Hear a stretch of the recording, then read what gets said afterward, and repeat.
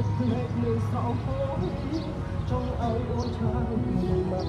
ហេតុអ្វីចាំបាច់បែកគ្នា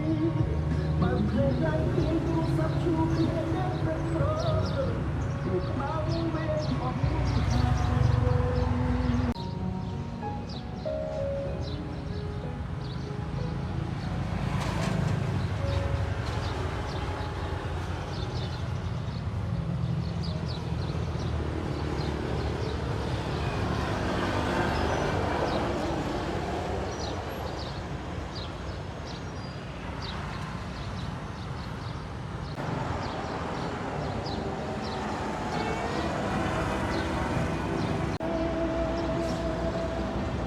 វាអស់បាត់ចំរៀងនឹងតែគេច្រៀងពីរឿងស្នេហាមិនជឿ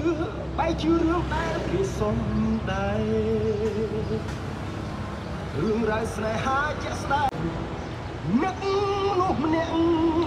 មកដល់ពេលនេះគេមិនឈប់ស្រឡាញ់ខ្ញុំ